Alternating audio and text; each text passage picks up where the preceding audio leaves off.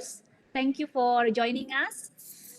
Some the principals of BPK Penabur Jakarta and also some school leaders as well in the whole BPK Penabur. I also see that our Ukrida Penabur International are joining us as well. Thank you. Yeah, thank you. Because I believe that many of you are looking forward to the topic that we will learn together to have this kind of a new knowledge about educational leadership. But particularly, we will be discussing further about digital educational leadership. Our speaker today, later on, perhaps Ms. Dr. Yunisari will share further about her expertise and experience. Dr. Yunisari, she chaired the Indonesian ACM CIG CHI chapter. It's quite long, quite long name. It's an association computing machinery special interest group on computer human interaction, or we could say in bahasa Indonesia, Perkumpulan Interaksi Digital Indonesia. At Google, Dr. Yunis is the first Asian female expert in product design and strategy. She is also a Google Certified Design Sprint Master that certifies her to train and run Google Design Sprints across the globe, as well as the first Asian female Google development expert in product design and strategy. Thank you, Dr. Yunis, for your time this afternoon. But before we start with Dr. Yunis sharing, I think we will start with a prayer first. Let us pray all to have this wonderful session to start. Our Father in heaven, we thank you, Lord, for your blessings this afternoon, that we as leaders are having another sessions to learn and to grow in you, Lord Jesus.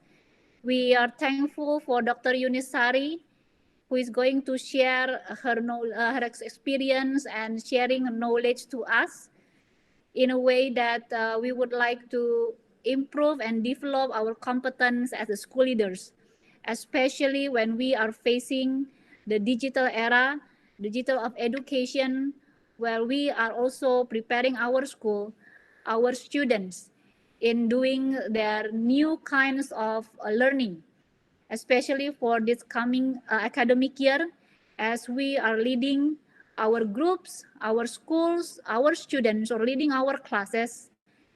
Lord, we ask for your wisdom and your blessings towards each of us so that we could lead, that we can glorify your name. Lord, we pray for Dr. Yunisari is going to share with us. Thank you for being so grateful for wonderfully bless Dr. Yunisari in her work and her career, that she may bless other people. Thank you, Lord. In the name of yours we pray. Amen. Okay, without further delay, Dr. Yunis, it's yours.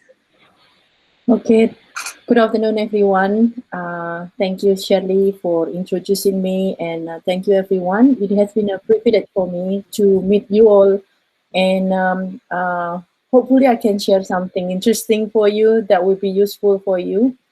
But today I do not plan to have really like just me, myself, like talking the whole time. So I would like to have like an interactive discussion with all of you, because I believe that the meaning or the value of this meeting is through the conversation that we have. So a lot of resources you can find on the internet, a lot of resources you can find from the book, from the journals, but the most important is like how we can actually use that resources and then have a discussion and contextualize to our needs. So I'm trying to share my presentation now.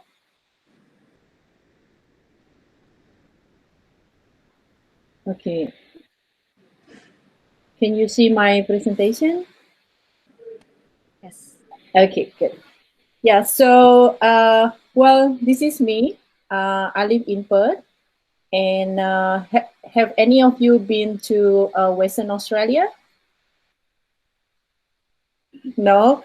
So it's actually very close to Jakarta. So I usually like when there is no COVID, I travel every weekend. So I travel back to Indonesia and to Jakarta on Saturday and come back like on Sunday or on Monday. And it's only like going to what is it, like Bandung or Semarang or something like that. The thing is now that I cannot travel, and in the beginning I was really sad, but then it is a blessing in disguise. I mean, like I have more time to spend with my kids and my family, and I have more time as well to rethink about my practice, the thing that I usually do not have time to, like I always do and do and do, and less time for reflect and think what I can do better, like what mistakes I have made and how I can move forward, because I think that is really important. We can do a lot of things, but being able to reflect on what I'm doing is something that is it's more amazing than doing a lot of stuff. So this is me, and I have a background in education. So I went through like my undergrad in education. I studied language, English as a second language, Indonesian as a second language. Then went to Japan, doing diploma in Japanese language, also cross cultural education. And then I went to Denmark. And then when I was in Denmark, I did something different.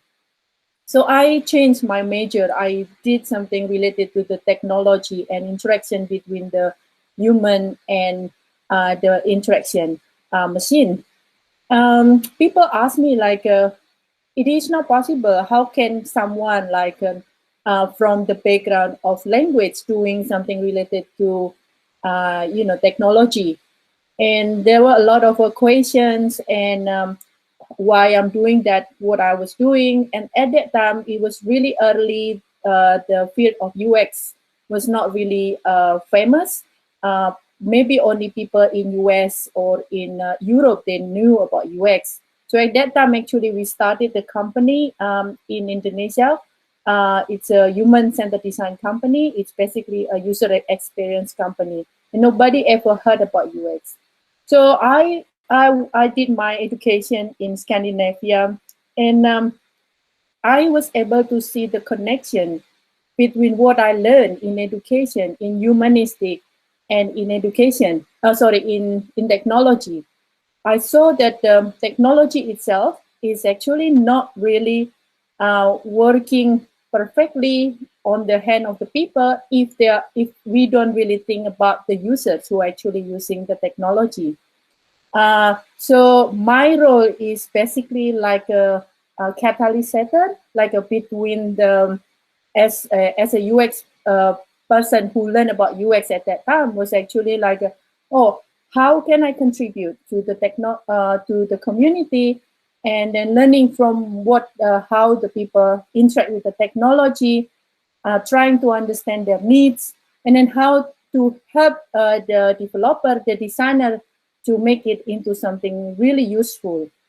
It is not useful if you just create technology with a lot of function, but nobody is ever going to use it. So I found my purpose. I found my life like when I was doing my UX, and I have been doing UX since 2002. And it was really like a really, I found it really my call, like to be doing what I'm doing now, because it helped me to connect with a lot of people, with the people from all over the world, and then actually also sharing about the good news as well, because that when I was learning about the user experience, I learned about people. And especially because my background is in education, uh, I have a lot of work, I have a lot of projects related to education. And then in the beginning, like when I did my master as well as my doctoral study as well as my PhD, I was doing all the way, like all my project was in education. And the people asked me, like, how do you connect education with the technology? Like, how could you do that? And and then I found a lot of answers. I found a lot of insights from the process that actually, when we want to use the technology, basically, you really need to understand, like, the say, for example, the ecosystem. It's not just like you give the technology. So, for example, give the technology to the teachers or to the students to use it, and that's it. No, you really need to understand what actually the needs of our students, what actually the needs of our friends, our colleague, um, other teachers, what are the needs of the parents who actually like having a critical role in the school ecosystem. What is the role of what is the role and the need of the community actually who are supporting the school? So, for example, our community here, for example, in PPK Penabur is the church. What kind of communication? Like, so it was not just the technology that I found was really critical. It's actually the services that support the technology, the process that support the technology. So it was really the whole ecosystem, and I found really found really fulfilled with my life, having the opportunity to be able to like a play around and then research and you're trying to find out the things that I never found out before. I was afraid because I was afraid in the beginning because my background was not in the technology. I was afraid to try out. I was afraid to try something new. What if I don't understand? What if I fail? What if I made a mistake?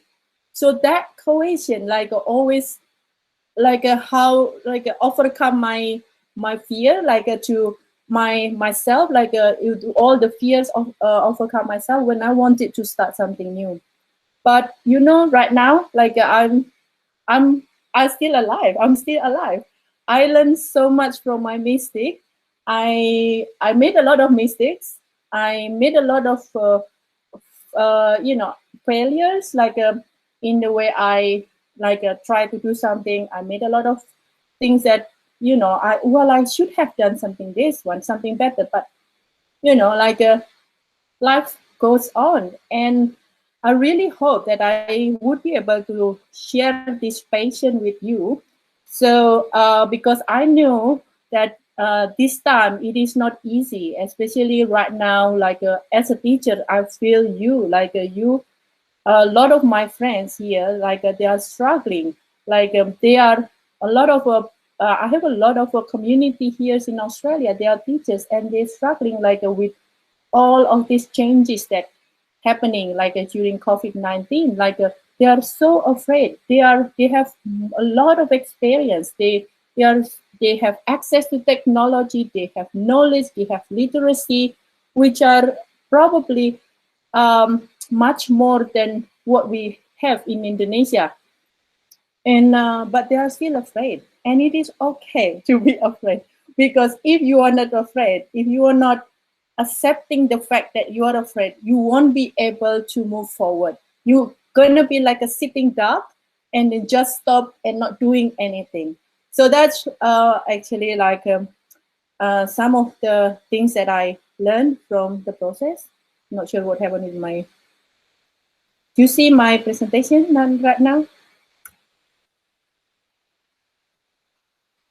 Okay.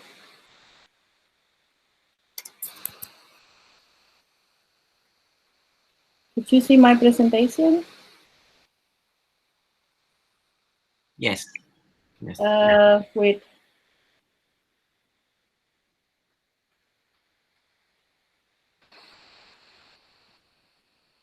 Okay, something wrong with my. Oh, what did you see? Okay, so I was blessed to be able, while I'm in industry right now. I spend a lot of time in academic, but I have the opportunity to become the university research fellow from the Charles Darwin University. So it actually helped me to be more hands-on with a lot of teachers. And then, yeah, so beside all the activities I do with other community that Shirley mentioned before. So how it is significant with my work as an educator? How is it significant? All the things that I'm doing here, like a lot of the things that I'm doing here, they are volunteer works. So how significant? So what happened is that we can't live by ourselves. We, especially now, this time, like we really depend on each other. Like we have to believe in the collective intelligence instead of just, I'm the best, I can do everything, I can solve everything. So when I'm being part of the community, I actually can learn a lot. I can lean on the shoulder of the giants. Like they give me some insight. They also like contribute, and excuse me. So they contribute to the community that I have. So a lot of collaboration. So this is something another point that I would like to raise with you. In your work, have you been able to be to connect with the community that you are right now, like or are you mostly like a focus on only on the work that what you are doing? So Christian now said yes, that's good, because that's what you need to do, because like in this kind of situation, like I don't know about yourself, like about your school. Like, have you started to see each other at school, or are you still working from home right now? It's a mix. Some It's a of mix. it is a mixed one. Ah, okay. Yeah. So we can't really like meet a lot of people here right now, and like having this community actually helped me. Like all these professors, all these writer, they get together and they share, and they are just so kindly share to the community, and then this is a really good. And especially in this kind of situation, one thing that is important is that the limitation of having face-to-face, like a face-to-face interaction actually require us to have more authentic interaction. The authentic interaction actually help us to keep us going, to inspire us, and especially if we are a teacher, it is very important to be able to have the still maintain giving the authentic experience, because your student may not be able to go, for example, uh, to the cinema, or going to go to one place, or to get this kind of book, or to get this kind of like resources. But with this community thing, like and having everything to be done online, it's not, like it's giving you some value on that one. So so I would like to ask you right now, like if you can go to menti.com, if you are on your phone right now, like go to menti.com and then put the code 681621. Yeah. So if you can answer what it is there, that would be great. So then we can have more interaction there.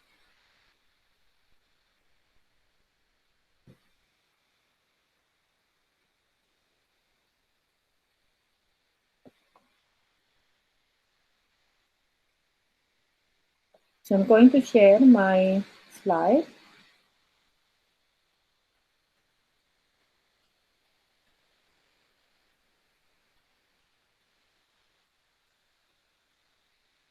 So are you able to see my menti.com?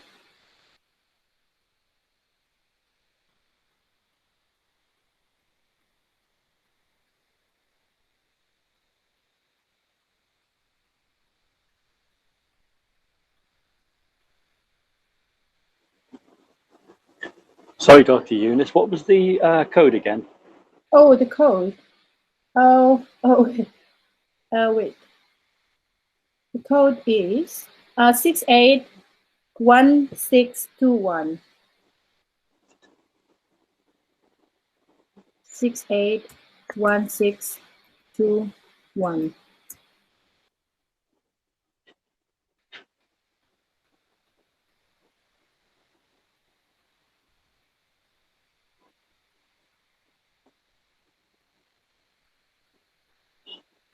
Are you able to be online? Like yes, that's good. Can you see? Like one of you have posted something.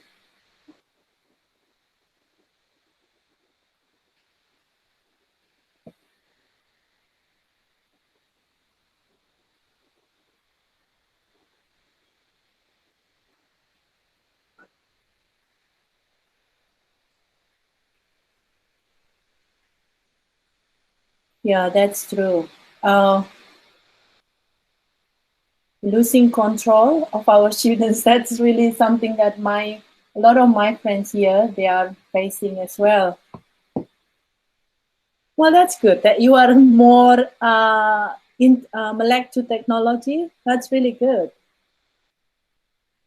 I just like looking at the different like technology tools, and it's like wow, there are so many technology that we haven't tried, and it's like the time like maybe a few months ago there were this technology. I understand now there are so many of them having to teach live using. Well, that's interesting. Force you to be creative. Yeah, that's right. Yeah.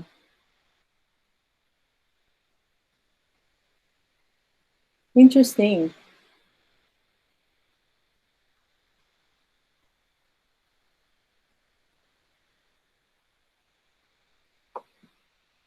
What is the biggest thing? Someone here said that you are not the teacher, but your role is managing the native English teacher at Penabur. Hence, it is affecting the teachers and how we conduct classes. Do you want to explain more? Like, do you want to share more about this?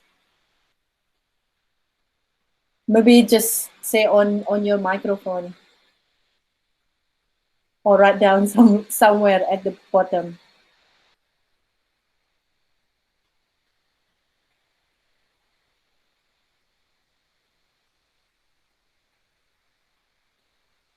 Oh, well, that's good.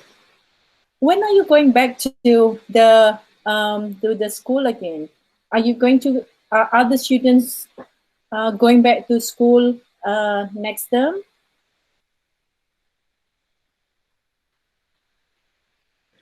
Next week, actually, on Monday. Next week. Oh, So soon. yeah, that's very soon. So, are you allowed to do that in Indonesia? It will be conducted online, so it's Okay. still a home-based learning. Oh, it's still home-based learning. For how long? Penabur planned for another 1 semester, so until December. Oh, wow. Well, thank you. It's great that for your contribution here. So if I look at here, like a lot of you here, like you are learning to use the technology. It forces you to go beyond your comfort zone to learn technology, and then being creative. And then the third thing is like you are losing interaction with the students. Is it good or bad for your? What do you think? Be losing interaction with your students. Do you feel happy or sad? Just type on the chat. Losing interaction with your students. Sad. Oh, that, yeah. Of course. Well, one of my friend actually said that well, they actually doesn't feel anything because she has been doing online teaching for the whole of her life, so it doesn't affect her at all. Anyway, well, I'm going to stop this one. And I'm going to go back to the presentation.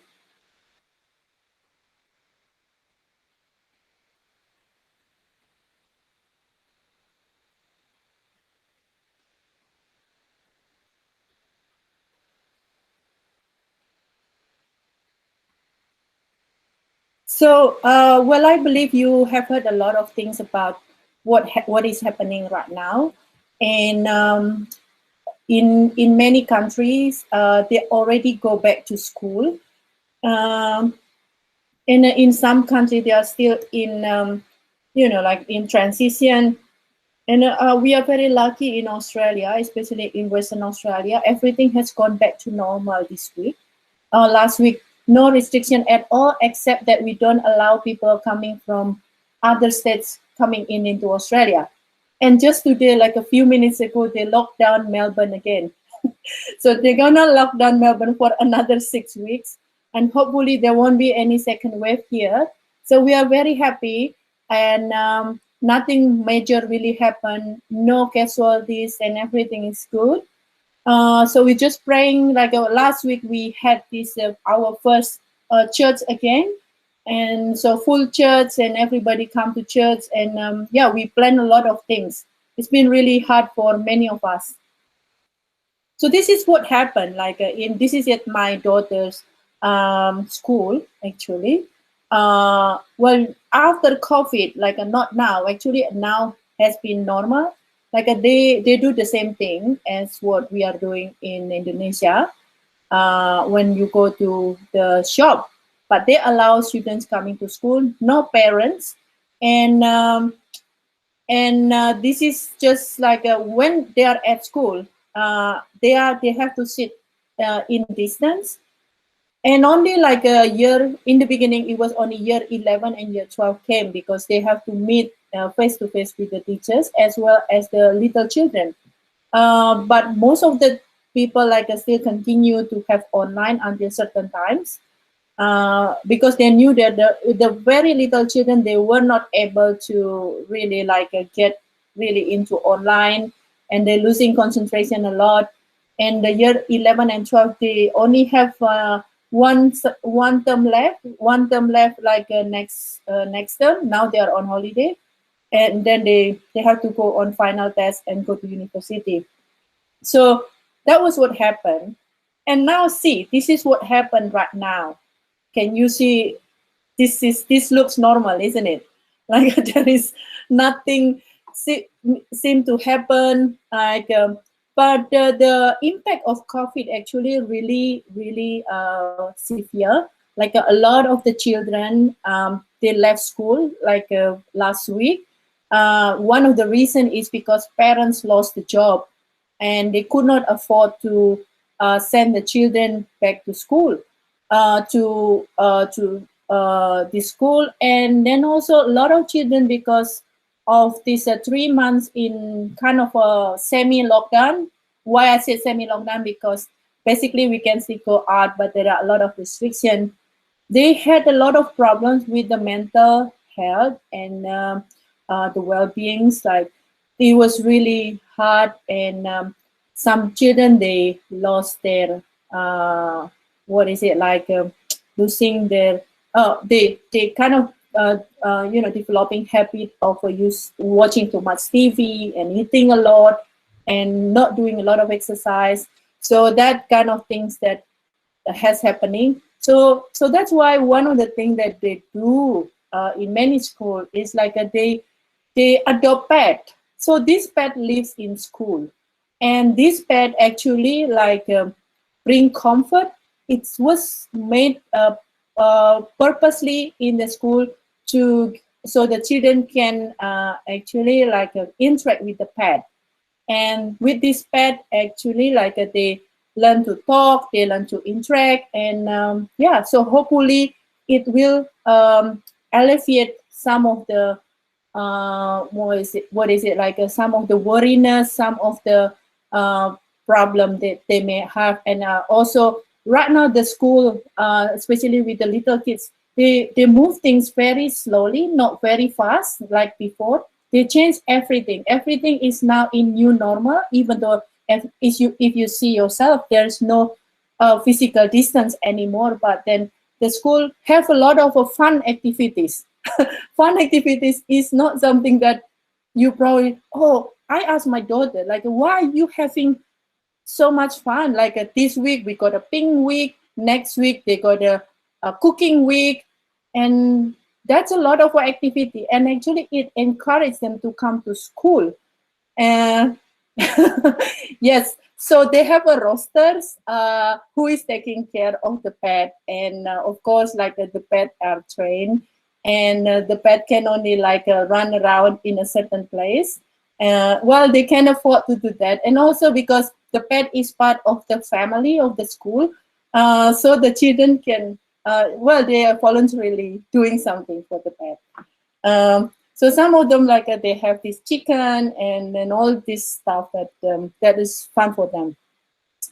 And also for the big kids, they actually, like in Australia, they started to have like an early entry for Western Australia, especially early places offer to year 12 students.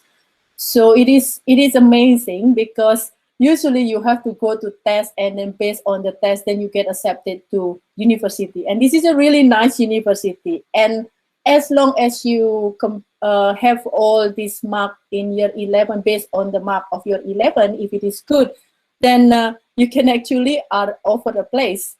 So like my daughters is offered like 4 places in the different universities. So it was really good. It was really good opportunity. And it's now like a depend on how they are going to proceed from there. So yeah, so what happened is like a lot of the students we found out, we discovered, especially from the students' point of view, they have difficulties in learning. As you said before, like a lot of them use, whether they realize or not, it's like a used to have a control from the teachers. So then it is a question here. I'm as a researcher, I'm thinking, reading, this is not right. Like you know, this is 21st century. Like when learning is supposed to be more independent learning than teacher-centered learning. So if a problem like learning difficulties because from the students are not being controlled by the teachers, and the teachers have no control to the students, this is a really scary, because then we go back to the time when our parents have to study in a school with the big rulers, and your you know, remember like your teachers like will you know, like do something really harsh in the class. So this is something that we have to revisit. I have no answer how to change this mindset yet, but maybe this time is the time for us to unlearn what we have learned, and unlearn what we usually do, and starting to release some control that we have. It's okay to make a mistake, as I said before. Like then we try something new. We cannot control everything all the time. The second problem is, like the biggest problem is access to internet and technology. Well, in a workplace, like we have started to think, like in my, for example, in my company or in my other people's company, we have started to think, now we have no choice. My office is now fully online. We have no physical office anymore. So what we can do to change the way people work, like because we want the people to have, you know, like to be able to work well. But if there is no facility that support them, how can they work well? So what we will hear is like, well, we will not be able to, you know, like complete this project. Why? Because we don't have internet, we don't have a good connection. And then you're gonna get tired at some point to listen all those kind of excuses. So as an organization, like from myself, like, okay, let's do something. Okay, how about if I provide this one to my staff, and then it's like, see, now that you have no reason to have an excuse of not doing things. So that's one thing. And then the other thing that a lot of my friends in New York, you know how bad New York is, right? Like so they are like deans and then the university professors in New York, so they can't go back to school, and school cannot go back until end of this year as well. So what they do is like the schools work with the telecommunication provider or a telecommunication company, actually provide some services for the students to provide some relief for them, to provide with so the students can have access to the technology, because technology is the baseline for them to run the distance learning. No more like if you say remote, it can be online, it can be offline, but there is no option for doing it offline. So technology is like the mandatory things. So they're working with these tech companies. They provide hardware, software, facilities, internet, and things like that for the students. Of course, the students need to pay. Sometimes if the university are rich enough, and then they provide it for the students for free. And the isolation, social isolation. So this is really big problem here, especially in Australia and many places in the world. So we just had a webinar around social isolation, mental well-being. Now we got people from all over the world, and they face something similar. So we are doing a lot of activities. We are doing a lot of sharing resources actually, and then not just sharing resources because there are so many resources, but we try to apply that into the working practice. How to help parents, how to help students, how to help staff, how to help the community, so they can, go through this situation of being socially isolated. Then the next one is the orang tua tidak siap. No, this is a problem, especially in Indonesia. I work with a lot of teachers, and what happened to them, I don't know about your school, but what happened with them is like they only give them the students LKS or worksheet, and then ask the parents to, to monitor the students and then keep an eye on the students, and then make sure that the students return to the teachers. So this is like, in my opinion, that's not how the things work, because learning is supposed to be part of the responsibility of the students and also the teachers. The teachers facilitate, the students have to have a responsibility. So the question would be like how we can actually create or build or grow responsibility of the students in this teaching and learning process, and then like slowly reducing the role of the parents into the teaching and learning. Because what happened is like we talk with a lot of parents, the way they teach, because they are not trained as a teachers, it actually causes more stress for the students. the parents wants suddenly feeling that, oh, I don't know anything, I'm not capable to teach. Or on the other hand, the teachers actually, the parents would think, oh, my daughter, my daughter is actually really not good in math, so I have to force her to do a lot of activities. So that's what happened, and the daughters got really stressed. And so what happened is like if you, I'm trying to get example from the Bible. Like in the Bible, when you have this new wine, and then you put the wine into the old place, it doesn't match. That's what I don't know what you call that in English. But then if you want to try something new, you have to rethink the way you do things. So I would give an example from in Australia. Like during the lockdown for 3 months, my daughters, all of them, they are studying themselves. They are not studying. I did not really help them at all. I sometimes did not know what they are doing, but they are so motivated. They are so excited, and they are so on time in whatever they do.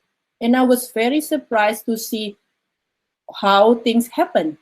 So I was going to talk about it, about this letter, but what happened is that the teachers try not to put a lot of control to the process, but they put a lot of expectation.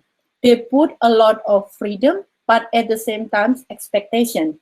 So, for example, the teachers, basically most of the teachers, they give expectation. Okay, in this 45 minutes, we are going to learn this and this and this. And what you have to do is like to achieve this.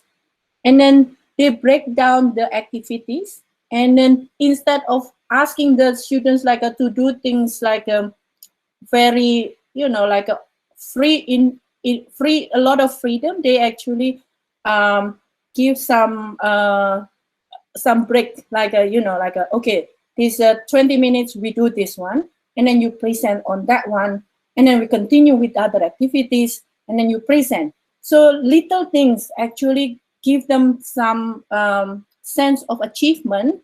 And then during this 45 minutes, it was not just the teachers actually talking to the students all the time. There were a lot of opportunity actually there are a lot of opportunity for the students actually to talk to the teachers. And the teachers actually also had a lot of time when they did not teach. Sometimes like the whole process, they only like the teachers only like, okay, you come, yes, Shirley, you come, and then who else, like Budi, you come, everybody come. Okay, now we do this one. You talk to yourself, you talk to your friends, and then come back here. So like a on off activities. And it's actually give feeling that at one time, one thing is like giving a bit of freedom for the students to talk among themselves in their own space. But they do things to actually to achieve something. There was a clear goal and expectation that they have to achieve. So that was really, really interesting, and it worked really well. It worked really well, and the students actually said that, especially from my daughter's schools, it was two schools, and they actually, well, it's actually we miss this online thing because we never missed that, we never felt socially isolated. But it was just only few schools, not all the schools having like being able to adapt with the situation, because the same way, like they are just still using the old way of face-to-face teaching into the online teaching, as I said before. And yeah, the last thing is something that we can't do anything. So what happened with the school? A lot of schools, then especially private schools, they actually offer support for the parents, like if the parents losing job, but of course it's not many. There are not many that the schools can do. So look at this thing, and have you ever experienced something like this in your life, like while you are in isolation? If yes, which one? Just share on the chat. Yeah, well, Christian, yeah, it is quite interesting to teach in Australia. It has to be like a, like a on off, like if you have long rope, you tighten the rope, and then you release the rope, and then tighten, release, and that kind of interaction actually really help, because you can't just like ask the students to do this all the time.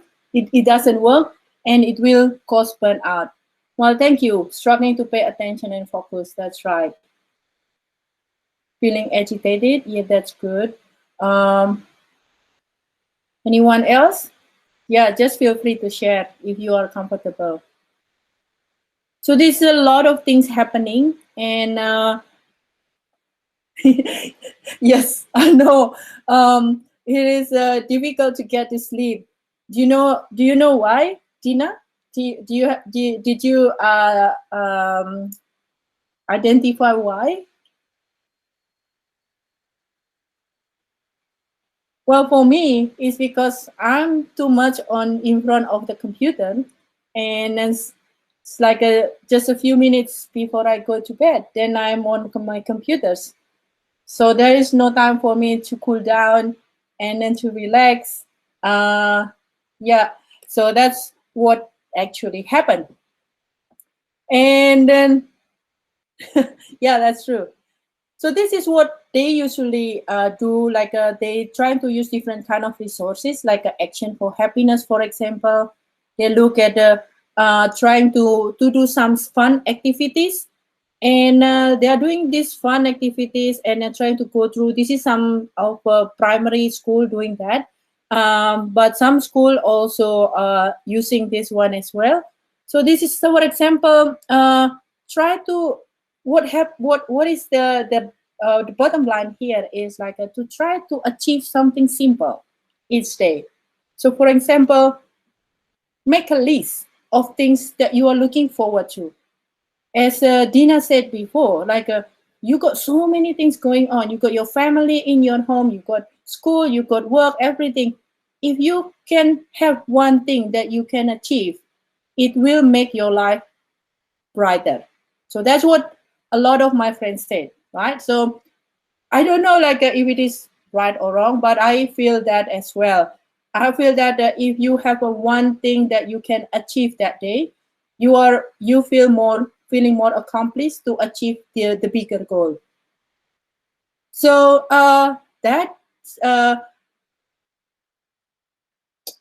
yeah. So some of the teachers like they use or they try to suggest some meditation app, things that they don't normally do, like in a normal school. It's not just about using Zoom or like Google Meet all the time, but it looks fun, it looks relaxing, but it actually help a lot of students. So if you say using if you using this I don't use it, but then now someone use this 3 app. The 3 app actually like helping you to count like whether you have achieved your goal. So you write down all the goals that you have, and if you achieve that goal, you can build the 3. So try to find the 3 app. It actually help you to, oh yeah, I have achieved something. So one thing is like as a teachers, as a school leaders, you have to make sure you need to have an intentional plan to keep kids communicating with you and communicating with the teachers, not just leaving them with a bunch of tasks that you have to ask them to do and marking them, but being able to communicate and say and share, that is the most important. Once you get hold of this communication thing, it makes everything else easier. But if you're not able to communicate, you just give tasks and ask them to do things, you are losing this really baseline of being able to communicate like a one-on-one. So this is what happened, like when we were in a lockdown. So the Department of Education of Western Australia asked them like to take time to relax. Okay, relax. You still have to go to school. Okay, there is no way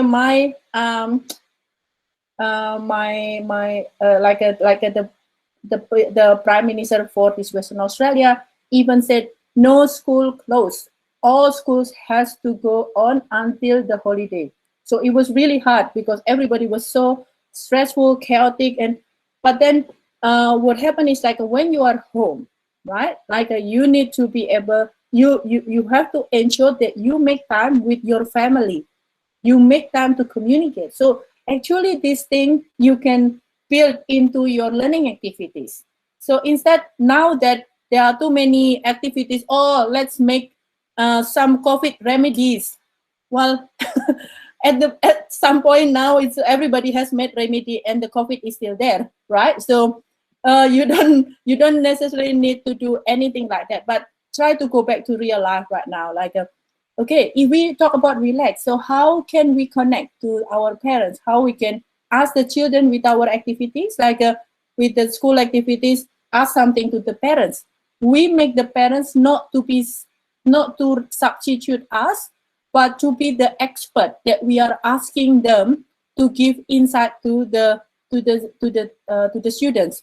So, for example, like one of the example is like ask your parents what was their experience when they have you, like when you were born, what kind of feeling, what kind of thing. So it makes the children connect and then trying to understand.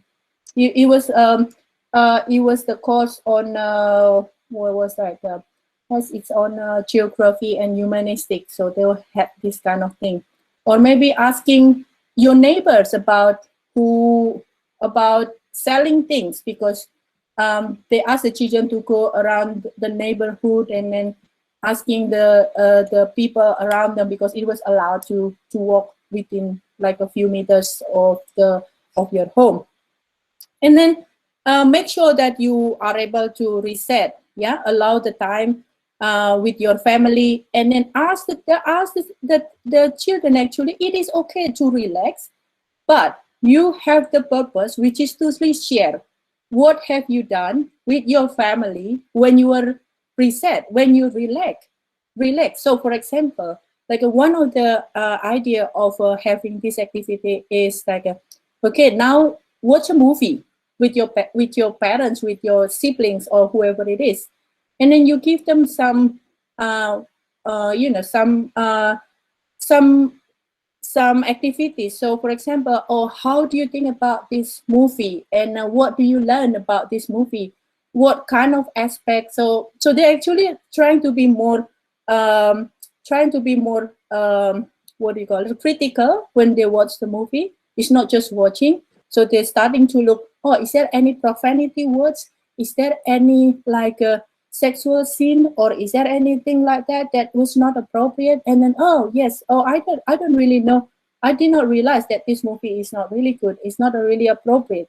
So you can use that as actually as part of your language literacy, or maybe like a religious education. There are a lot of activities. But try to find something in your daily life that the kids are really doing, and then trying to put that, to make that into activities for your like a everyday learning. So not being so grand, or they have to go to museum or something like that. And say, for example, you have to go to ask the students to go to museum. Try to find some virtual museum. You know that Museum Wayang is now going virtual, so you can actually like use that resources. But there are a lot of other museums around the world actually provide things online. They provide virtual things. So with this COVID situation, the resources gets abundant, and then there are so many resources ever that you you can find on the internet. I'm not here to tell you what resources is the best, because you are now in technology and you are using this technology to find all of them. And then the thing is like re-energize, like why is it important? Because they are losing contact with other people.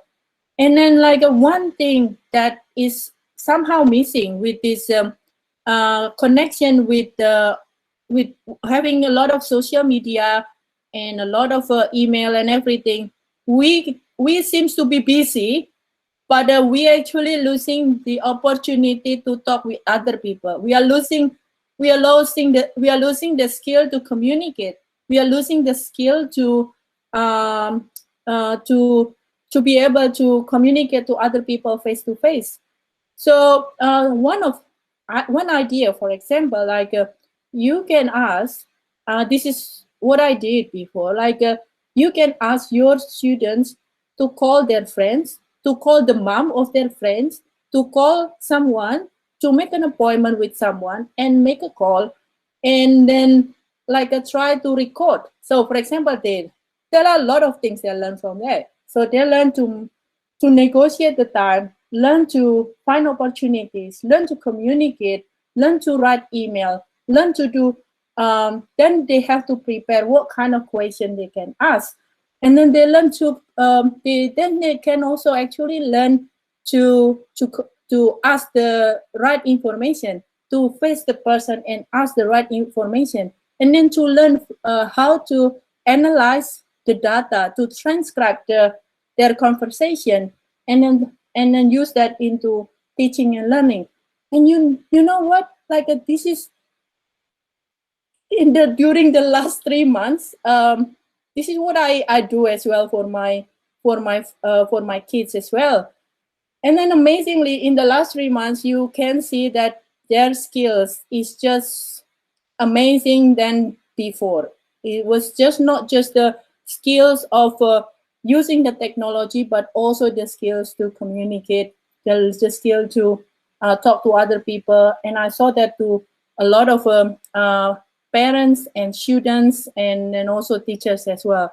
So now that we have no choice, that we have to live in this post-COVID or COVID thing, we have to see what do we have now? What can we do with what we have now?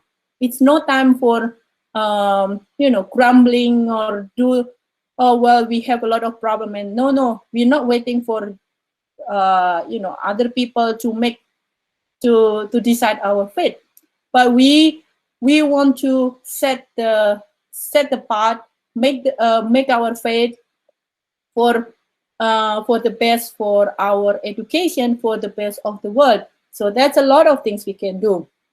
And yeah, so there are some things. Martin said, once you just said early March, how do you feel about the COVID situation, sir? I told the class directly, if you think deeply, you will break out, stay calm. Yes, that's really interesting, Martin. Yes, I haven't seen a lot of people doing fitness for the last couple of months. Like when we first had the lockdown, like my Instagram or my Facebook was full of the fitness. What is it? Like a fitness movie and TikTok, like they are doing fitness, and then a lot of food posting as well. But recently, like no, there were not many of them like posting. I don't know, maybe I have a different crowd.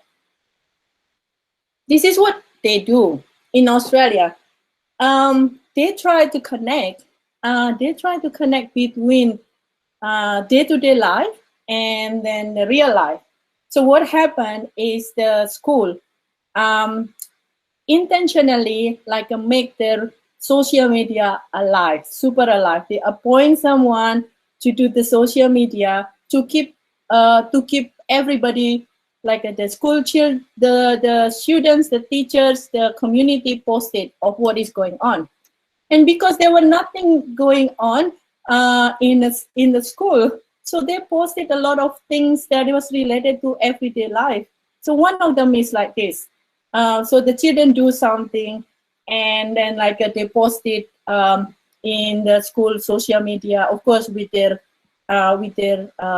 permission, and to cheer everybody up, because we need to cheer up everyone else, right? Like if everyone is happy, then we are happy too. So having someone intentionally to organize your social media is very important because it helps to connect with your community.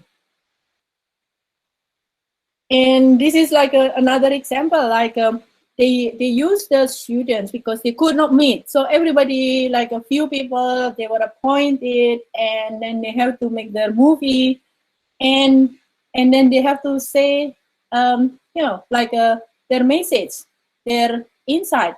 Always like a different message, like they send different question, they send.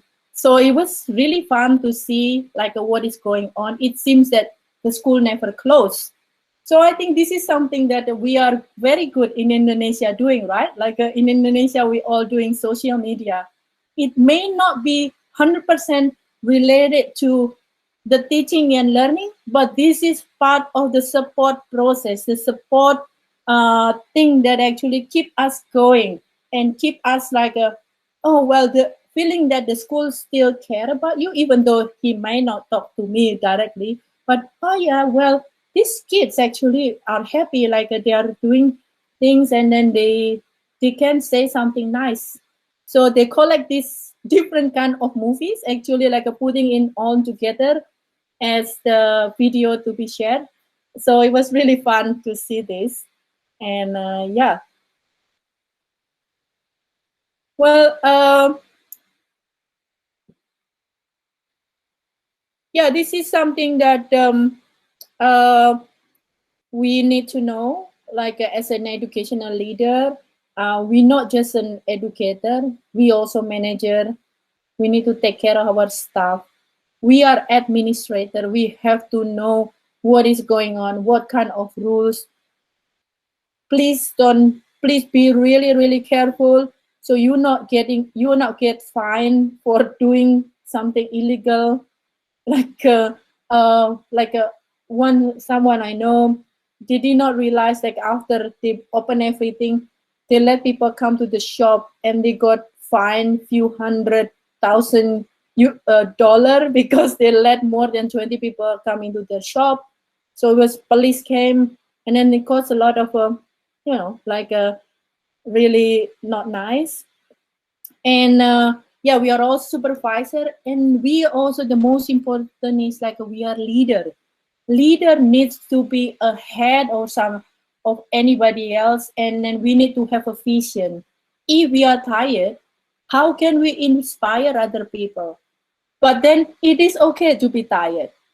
Sometimes when we are tired, it is an opportunity for us to have our staff to be more open. And then we can say, oh, Shirley is actually a human. She is not a superhuman. She also feel tired. She also feel stressed.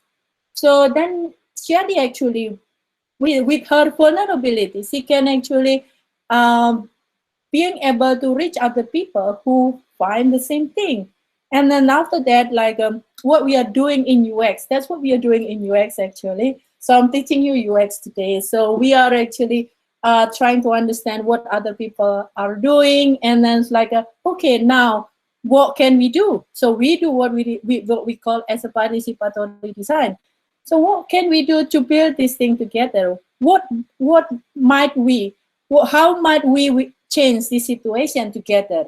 Do you have any opinion? So everything is not coming from just one person. Like so things that you can check out, it's called HMW, or we call it How Might We. So it is a kind of game in design. So we give them like problems, like oh, now I'm so stressed, I'm so tired. We can try actually if you want. Shelly never gets ready. Okay, well, Shelly is different. Shelly is superwoman, so we cannot use Shelly as an example. So if we have a like let's try something like for 1 minute. So the goal is like we want all our staff to have some idea how we can improve things. So we're gonna do some activities called How Might We, or HMW. And your role right now in 5 minutes, or not 5 minutes, in 1 minute, trying to post something on a chat forum, and how might we something. How might we is like how might we, for example, how might we say, for example, how might we meet, how might we get all our students 100% of their mark, and being active in the class while we are like doing the class, you know, like a very distant learning. So for example, like that. But like for how might we is only one statement. How might we engage our students so they can be active in the classroom? How might we communicate? How might we develop something? How might we do group work? Yeah, that's good. That's good. How might we create some attractive lesson plan? Something like that. So can you please do that in 1 minute? I'm going to time you up in 1 minute. So this is what we call as what is it, like time boxing. So time start now. Can you please type something on the chat forum? It's a mandatory.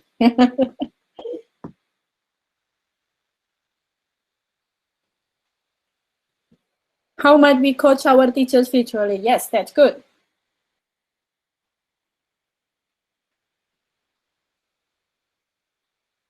$39 seconds left. 36 seconds.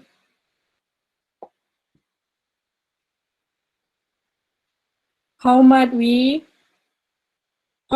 do educational games with the student virtually? Yes, that's good. How might we get more people to chat on chat box? Yes. Maybe we should give them a present. How might we stay insane during the distant learning? Haha, yes. Christian, I think you are really stressed. How might we encourage ourselves and also all teachers should be active? Okay, stop. You have to stop. How might we advertise our school more to get more students? Yes, I know. Well, then you need to hire someone to do that for you, like so you can be more focused on learning, and have this the digital marketing guy do things for you. Well, unfortunately, I have to do things for myself, so I have to do marketing for me and doing the training and everything else. How might we ask students to be more active during the online class? How might we make students on their learning? Yes, this is good. Us to be more active. This is good. How might we get all the students to on their video during online session? Yes.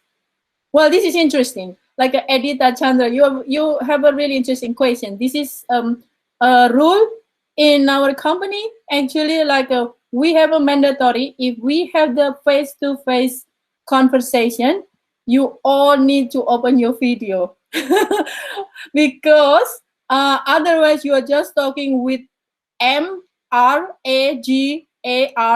and yes. It doesn't make sense. It's losing a lot of things. So in Australian school, you have to show your video. Yes, we have more people on the video. That's good. And how might we contagious a taste of art in learning? Yes, this is good. Well, you know what? Like we got so much art things on the internet that we can actually do with our students. So we do somehow we call it a flip learning thing, but it's semi-flip learning. So they do things offline and then they show it online, and then they try to develop something from there. So it is alive, not just like some drawing, but they also what is it like they also do movie, they also do recording and things like that. And some of the students, they turn out to be a designer in a way. They draw fashions, they draw art, and amazing things happen. So I really hope that next week you're gonna have a lot of amazing things going on. Imagine you make a meeting on site and people use plastic bag in their heart. So just open the camera. Yes, thank you, Christian. Which one of you is Christian now? Ah, that's you. Okay. How might we build a successful team? Perhaps Google Meet may add its control to the host to keep turning on. question. Well, then then you well, it is a problem of privacy, though. You can do anything you want, but we should give an option for our students. But we, as I said in the beginning, like we have to set expectation. We teach, for example, I teach my my students, and also, well, if you know, like if you are like meeting someone face to face, if you really do respect this person, like it is not long, especially except this is like a one-day meeting, like a conference or something. Then would you put a like a plastic bag, like I'm using your word here, like on your face, and then would it be you know, like would it be interactive? Would it be polite for you to do that? And like the person here talking by themselves, it's not nice. It's not nice to be in that situation. So they understand and they felt the benefit of doing that, and yeah, they changed their things. So there are a lot of things. I like the word unlearn. Unlearn means that you have learned a lot of things for so many years, but now it's time to take everything off that you have learned and try to unlearn things and to think of something new. So yeah, well, this is all of you here, like you got multiple hats. My friends say that my colleagues, they said, well, if everything online, then what will be my role? I have no role anymore. No, it is wrong. Your role is multiple role. And the role, the new role that you have as an educator is now is getting more complex, because you are not just like delivering materials, like which all of you here are very good at, but your role is actually like helping the people to talk, helping people to open their video, helping people to be more active. That's something that many of us are not really learned, like when we went to like an educational school or something like that. So yeah, so things that we probably I will, it's the first thing is like you need to know, like every children, they are not just struggling with school, they are at home, they are struggling with their parents, they are struggling with a lot of other things. So we need to understand that, and we need to be more careful. We need to see their basic needs and then try to focus on that one first. And we need to teach our staff to learn to understand the needs of understanding to fulfill the psychosocial needs of the students. And if you have children of everybody, every students are students with special needs, but there are there are also students with the more needs than others, and then we really need to focus on them, because in this kind of situation, sometimes it is difficult to be, you know, like to survive, and we have to be to care for them, and especially if we are like a Christian school.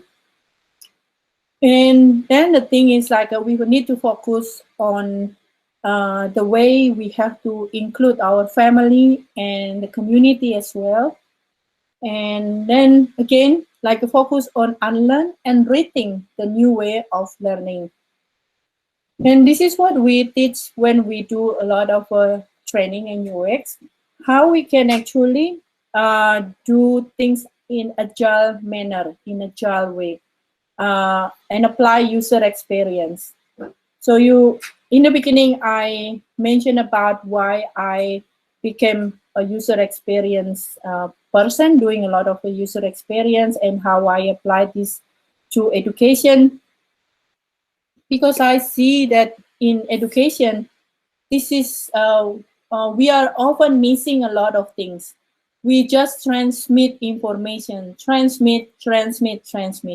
We do not give opportunity for the people to reflect, to rethink, to participatorily design the learning activities.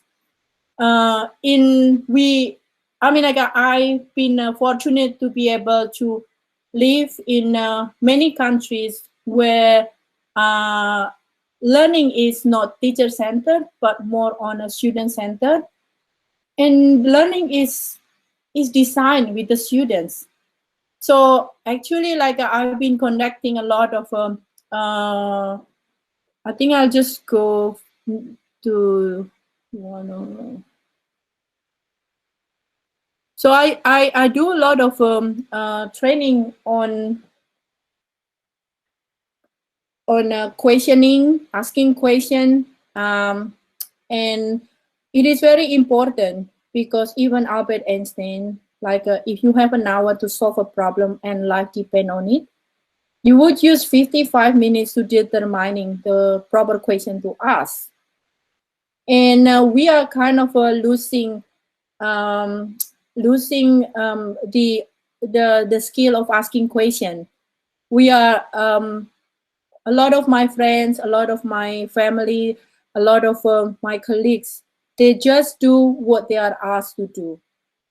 Asking question is not about questioning your authority. Asking question is helping you to learn through inquiry, learning from the expert, learning from others, learning through making, exploring new things, practicing new things. You can assess yourself and you can do a lot of things that you can imagine. So I was actually thinking to do this questioning thing today, but I don't think we have time. But I mean, I'm happy that we did a bit of how might we, and I know that you are very, very active, very, very creative people. And yeah, so that's what we actually help a lot of teachers to do the question formulation technique. You can actually find more resources here. And the other thing that we teach the teachers is actually not about technology. You know, if you are able to ask question, you can work with any other tool in the world, and you can actually do a lot of amazing stuff beyond the technology, beyond everything. Technology is part of someone who was creative enough asking questions to solve problem, and that's why technology were created, an app were created. I was teaching a lot of hundreds of startups around the world to ask questions, to formulate questions, and then to come up with a lot of solutions, with a lot of ideas. And all the ideas, things that you are using right now, they are part of the process of asking questions. So yeah, I think that's the things that I want to ask to you. There are so many things that we can learn, but I think I have shared few things that I think it matters a lot, the key things. And I just want to close with one of my favorite verses, which is the time when Lord said to Moses, "What is in your hand?" And it is a staff. And the Lord said, "Throw it on the ground." And Moses threw it on the ground, and it became a snake, and he ran from it. So sometimes we are so confused, looking all around, well, I would say I always say myself like a chicken, like a confused chicken, running around and trying to, oh, what would be the best way? What can I do to make things better? But then we forgot, we look at ourselves, what we have now.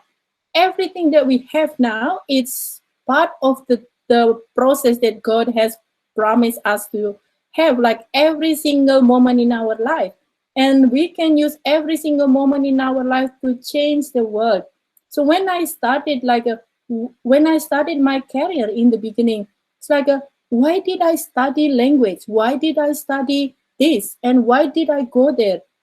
Now that I know now that everything, it makes sense. Everything was made, everything happened for a reason.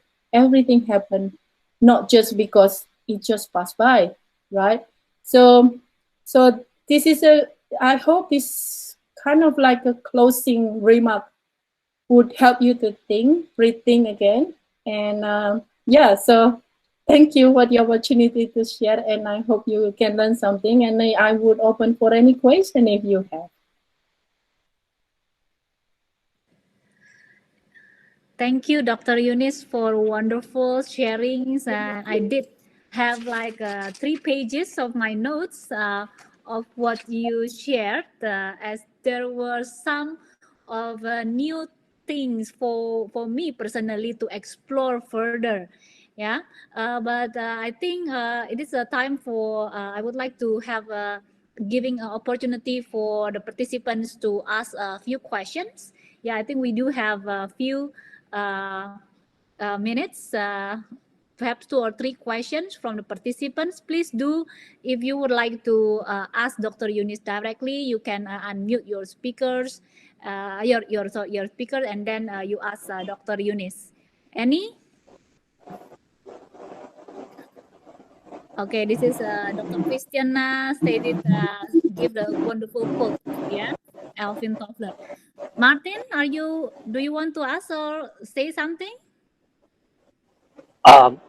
Yeah, just very briefly, what has been Dr. Eunice's experience with kind of group work? Because there's breakout rooms and things that we've got to try out, but I'm still a bit nervous about that.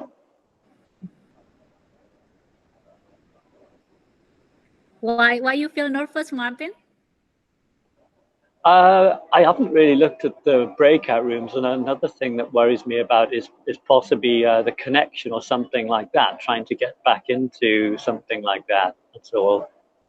And I think the breakout room, I think it's a new thing on Google Meet, but it's been in Zoom for a while.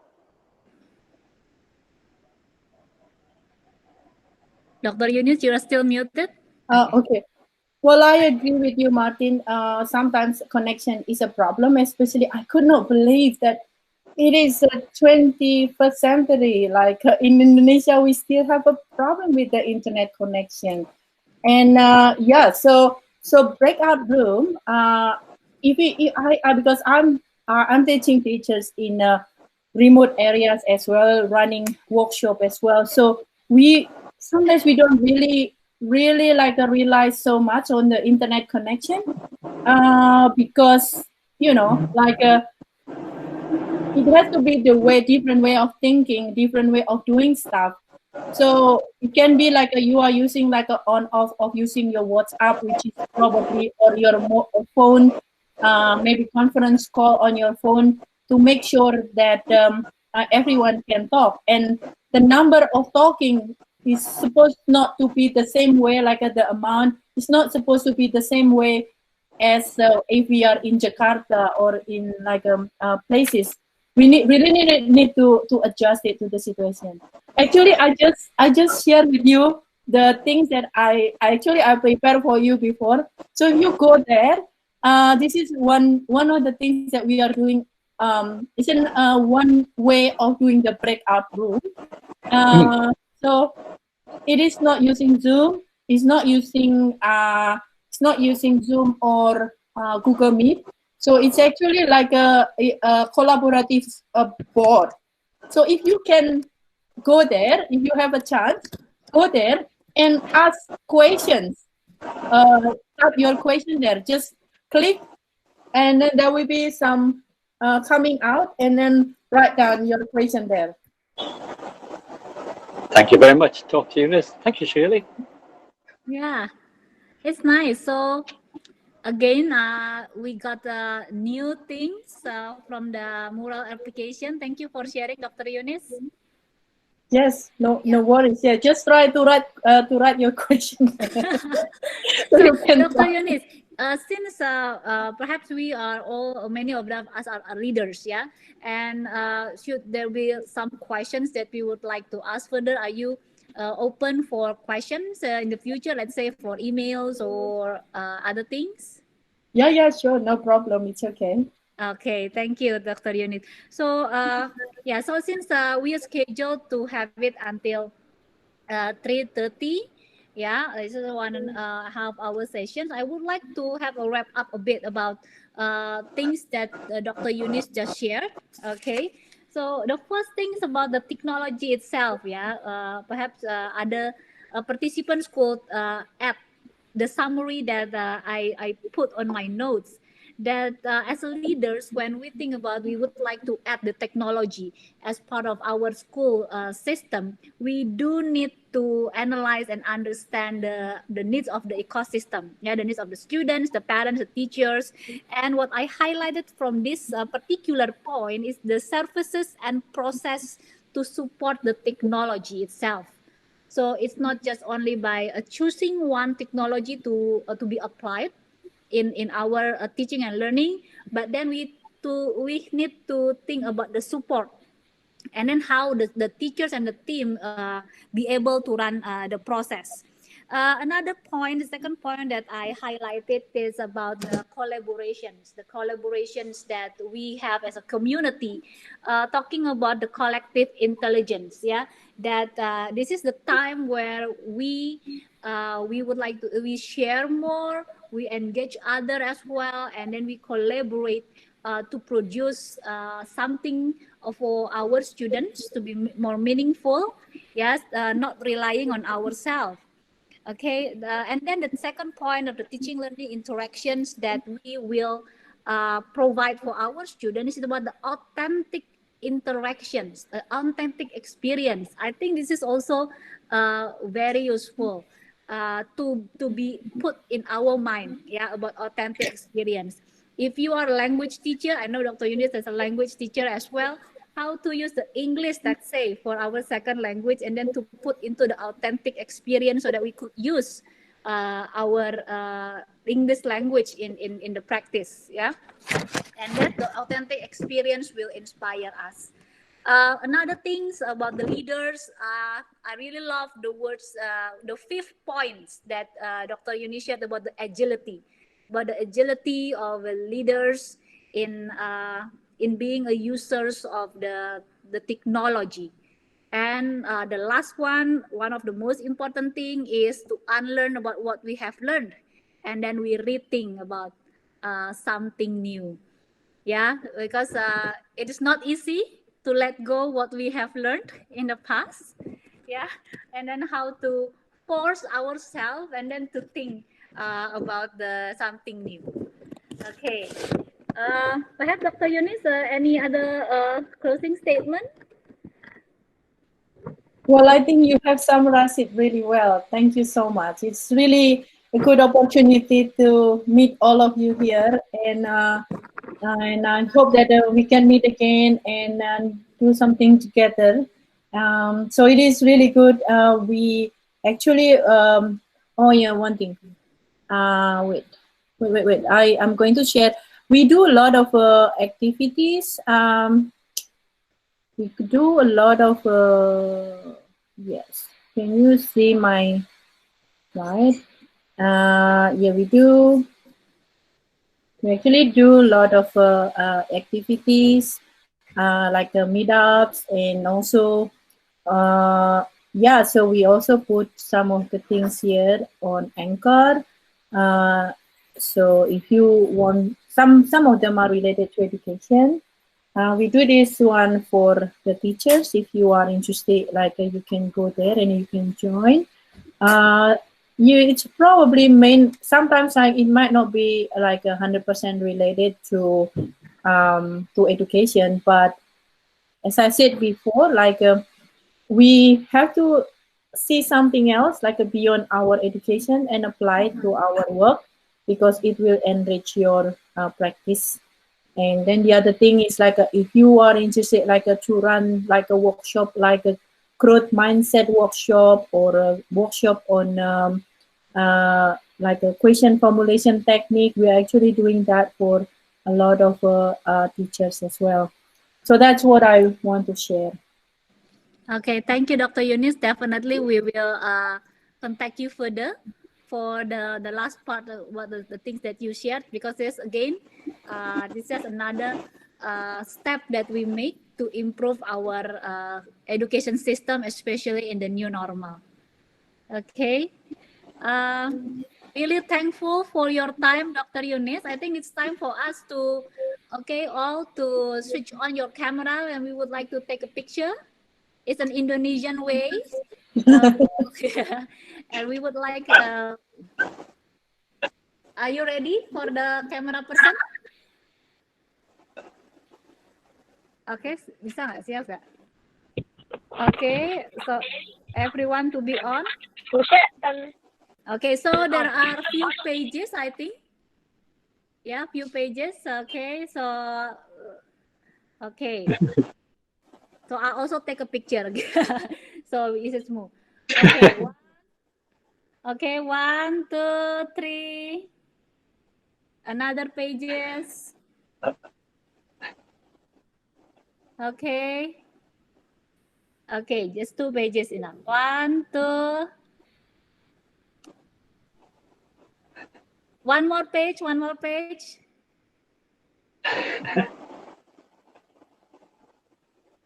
Okay. Sorry, one more time. Okay. Yes. 1, 2, 3. Okay, thank you. Thank you so much, Dr. Yunis and others, board members, teachers, leaders, and everyone from UPI as well, from BPK Penabur, from Ukrida. Thank you so much. Thank you. Thank you so much, ma'am. Thank you so Bye bye. much. Thank you. Bye. Bye. Thank you. Thank you. Thank See you. Thanks, soon. everyone. Stay safe. Bye bye. Bye. Bye. Bye-bye. Bye. Bye. Thank you.